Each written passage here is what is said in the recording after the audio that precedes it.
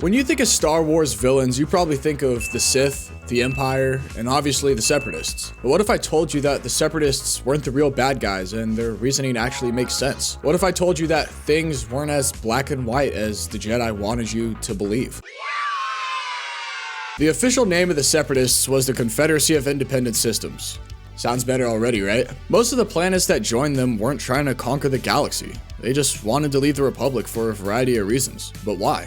Well, it's because the Republic was corrupt, full of greedy senators, and completely under the influence of mega corporations like the Trade Federation and banking clan. Many systems felt ignored, taxed unfairly, and left out of the decision-making process. Because of this, a whole lot of systems decided to leave the Republic. And that, my friends, is how the Separatist movement started. In a lot of ways, it was like a galactic revolution.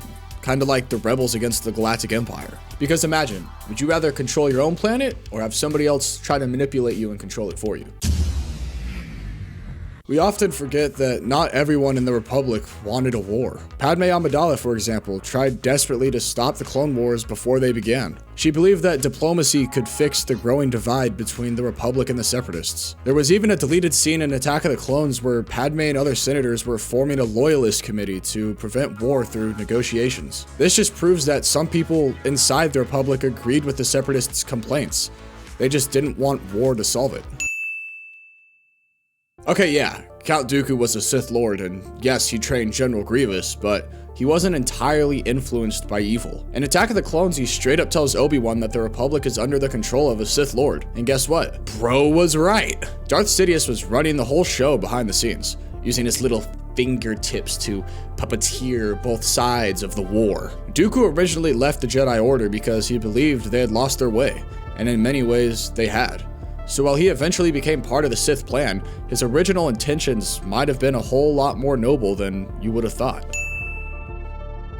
Let's talk about the Jedi for a sec. Yeah, they were peacekeepers, but by the time of the Clone Wars, they had become generals in a galactic war. They went against everything they stood for, and yet they followed orders without question. Why? Because the Jedi Council had become rigid, relentless, and honestly, blind. They didn't listen to Anakin, they didn't send Sidious, they didn't even question the ethics of commanding cloned human beings who were bred for war. They were so focused on loyalty to the Republic that they forgot their loyalty was supposed to be to the Force. The war didn't just break the galaxy, it broke the Jedi, and Sidious knew that this would happen.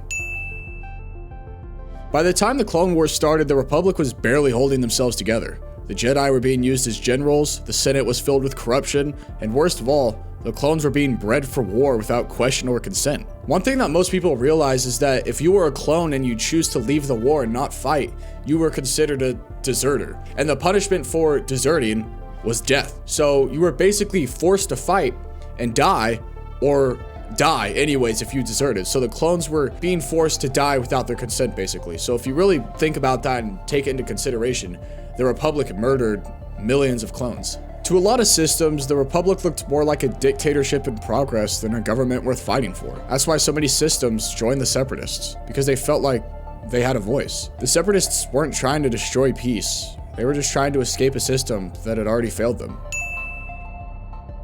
Now it's time for the biggest twist.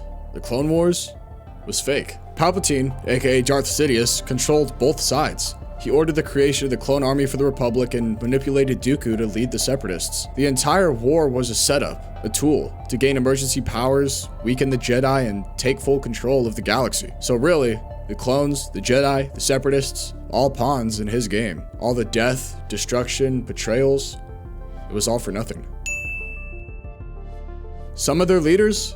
Absolutely. General Grievous was brutal and used brutal tactics. The Techno Union and banking clan were only in it for profit with little to no care about who or what was affected. But the average Separatist citizen? They were just people. Farmers, families, business owners, trying to find a government to live under that listened to them and cared for them. They weren't evil, they were just desperate and trying to find a system that would pay close attention to their needs.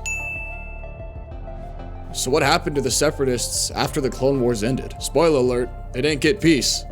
They got wiped out. Right after Order 66, Darth Vader was sent by Palpatine to Mustafar to eliminate the Separatist leaders. One by one, every major figure in the movement was executed. Not because they were still a threat, but because they had served their purpose. Palpatine didn't care about the Separatist cause. He didn't care about the Republic either. He just needed a war to destroy both sides, so he could rebuild the galaxy as the Empire, with himself as the Emperor. And the average Separatist citizen, the farmers, workers, families who believed in independence, they either had to quietly fall in line with the Empire or be crushed under it. So in the end, the Separatists didn't lose because they were wrong. They lost because the game was rigged, and the winner has already been chosen from the start. Here's where things get real for a second. If any of this sounds familiar, it's because stories like Clone Wars aren't just science fiction. They're reflections of real history. Throughout history, empires and powerful governments had breakaway regions or groups that wanted independence. Think about the American Revolution, where colonists broke away from the British Empire because of unfair taxes, no representation, and government overreach.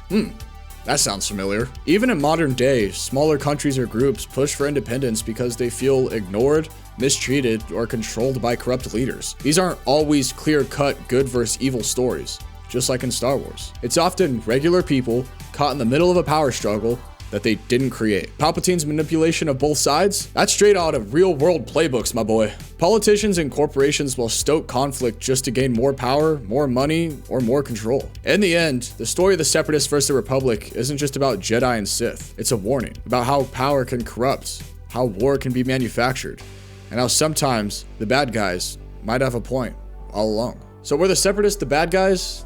Maybe not.